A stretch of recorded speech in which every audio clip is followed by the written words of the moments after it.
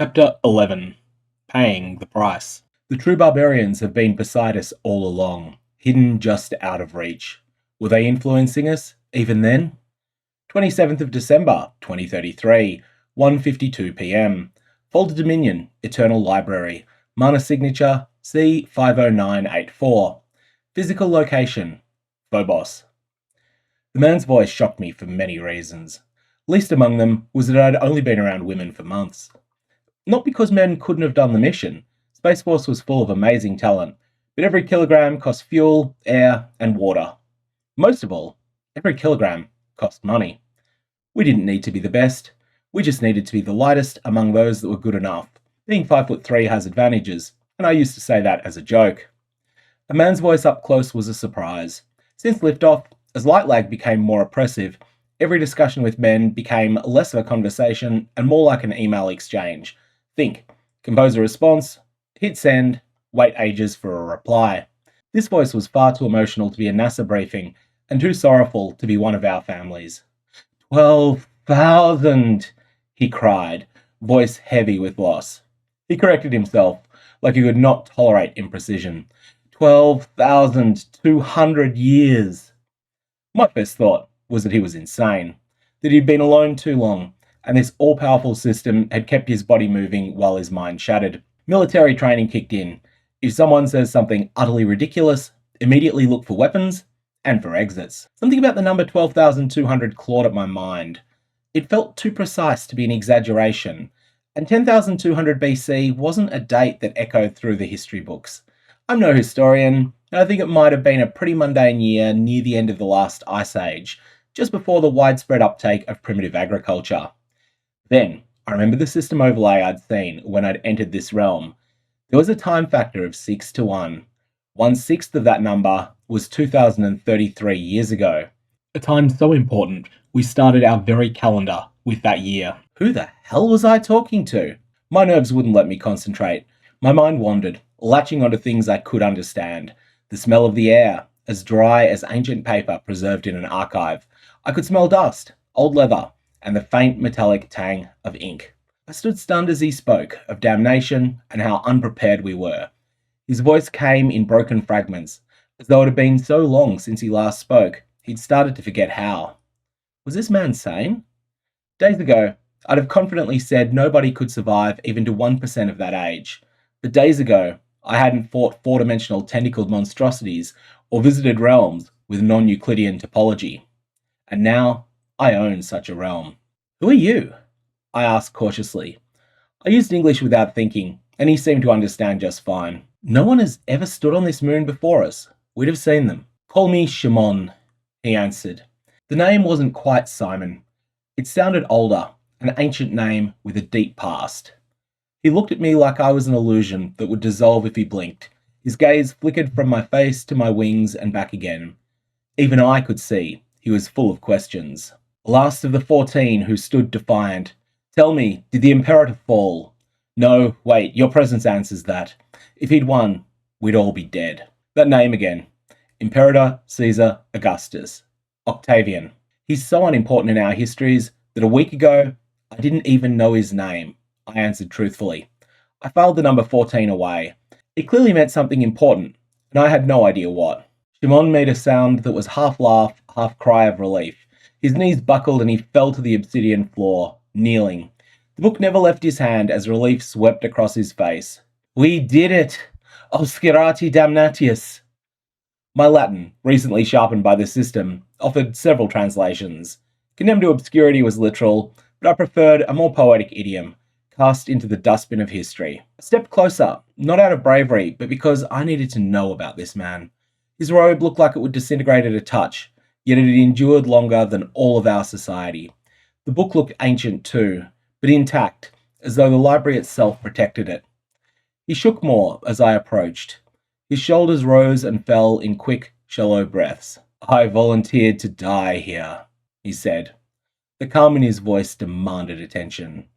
Cast with our high temple into the void between worlds for a slim chance at bringing that man down. I expected the predators to notice eventually. Perhaps the Voidwhelk would devour this realm and expel me and my life's work into its maw. He pointed to the limited number of shelves in this library island, then out the missing wall to many similar islands. I'd made my peace with that. And yet, you are here. My throat tightened. I did not know what to say. I need to understand what happened, I said gently. You said you stood defiant. Against who? And why? The Imperator, he whispered, and the void came out with all the venom of a curse. He nearly devoured the world itself in his quest to surpass sublime rank. The world was close to breaking, and Voidwhelks circled like vultures above a carcass. The Imperator would have consumed even the Voidwhelks if he had won. Voidwhelks? Shimon didn't explain. He ignored the question, but it didn't feel so much like evasion, so much as contempt for the question, the way I might react if an adult asked me if the sun was real. Instead, he stared at me with the focus of someone starving for connection. You're from Earth, right? You crossed the void somehow. I nodded. Phobos is one of Mars's moons. I came here aboard the Aspirant, a spaceship. We were meant to survey and lay ground for a permanent base. We didn't know any of this existed. Magic and miracles were a myth.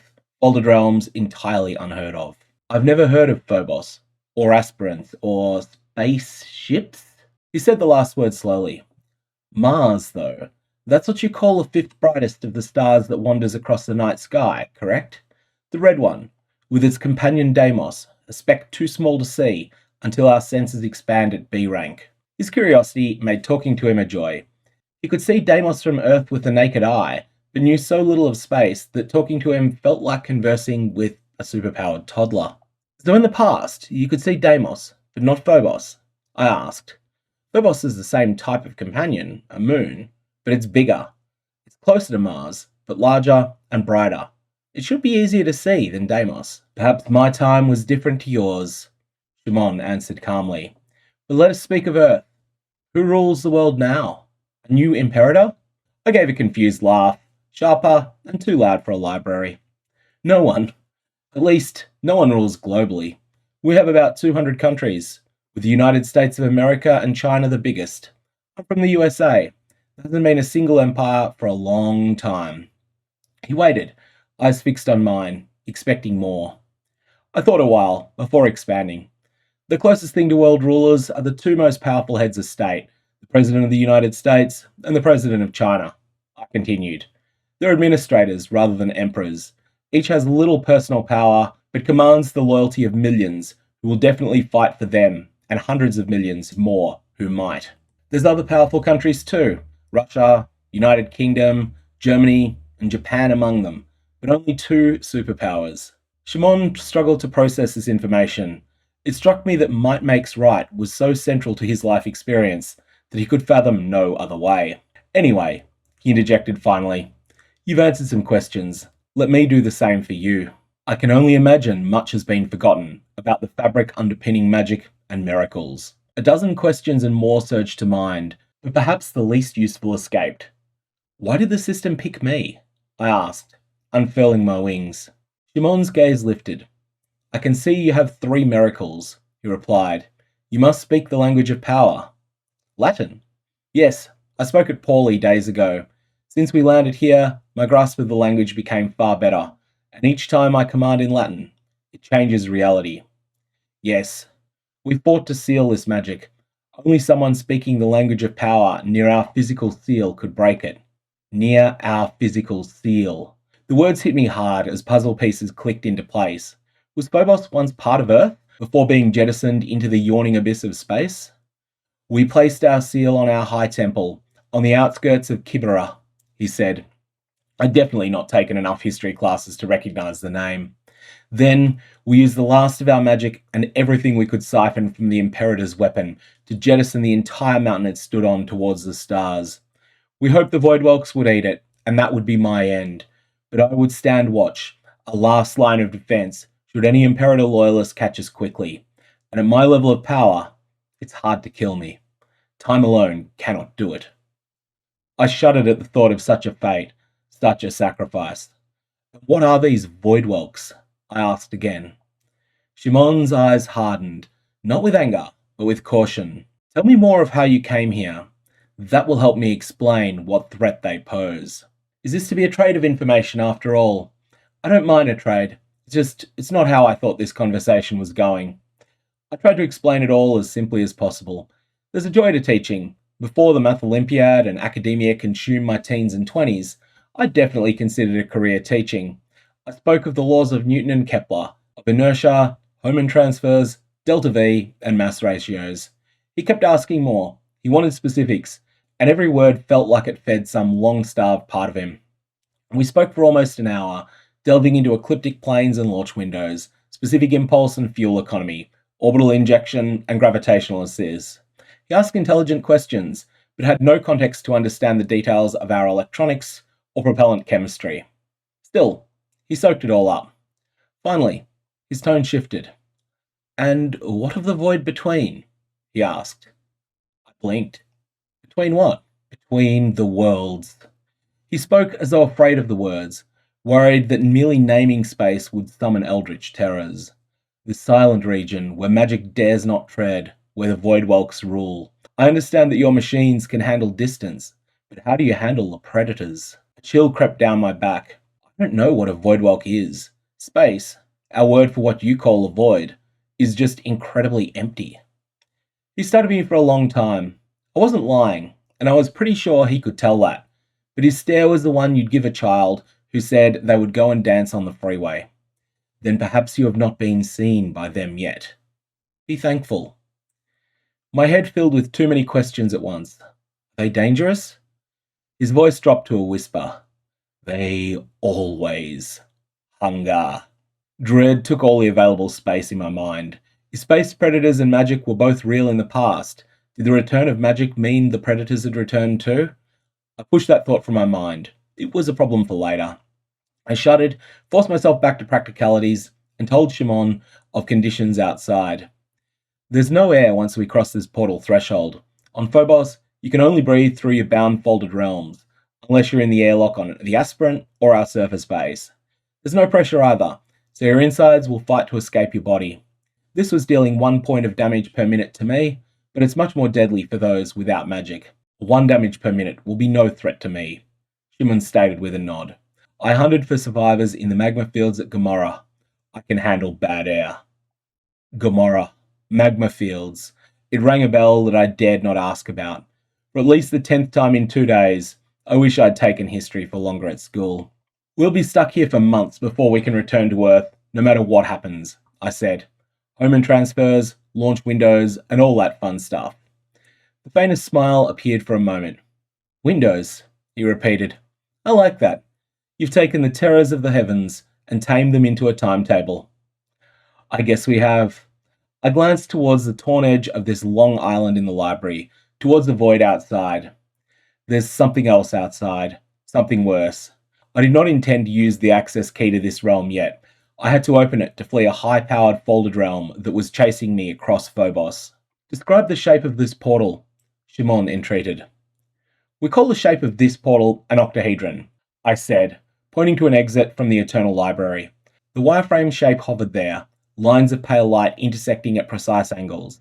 It's an amalgam of 24 of these octahedra, all woven into one monstrosity we call a 24 cell. Shimon's breath caught. An unclaimed and wild, sublime ranked realm, he murmured. That would have been a treasure indeed back in my day. You made a good choice, keeping away from its grasp. I could possibly survive there if I avoided the realm's strongest inhabitants, but I could not thrive there. You would be crushed utterly. His gaze turned onto me again, inspecting and calculating. You are recently ascended to C rank, correct? He asked. I don't know how to tell. I know as little of magic as you do about our technology.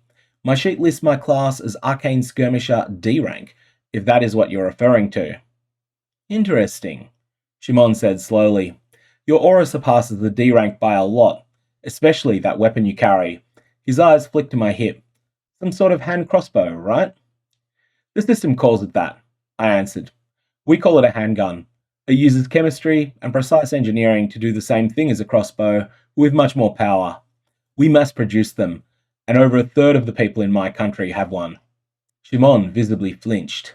Wars would have been fought to secure a B-rank weapon like that in my day. Coming into so much power so early in your journey. You remind me of a man I once knew. a man who surpassed astral rank. How close are you to the C rank now? I have no idea what I would need to get there. Remember, just 2 days ago, I firmly believed magic did not exist. Of course, he said gently, almost condescendingly. We're basically from different worlds. Given your power, you must have bypassed the F rank entirely and entered the D rank the instant you selected your third miracle. Moving up to C rank requires you to bind 4 D rank or higher folded realms. He watched me, waiting. Judging by your power, he continued, I can only assume you have 3 Ds and 1 F, or maybe you somehow bound a C rank realm already. No, I said quickly. Nothing like that. I found 1 D rank realm, the village I assume you handed the access coin for this library over to, and 2 F rank realms, and I've tied each of those to one of my miracles. A frozen volcano landscape that I tied to the miracle of cataclysmic criticals, and a very open one that is tied to flight.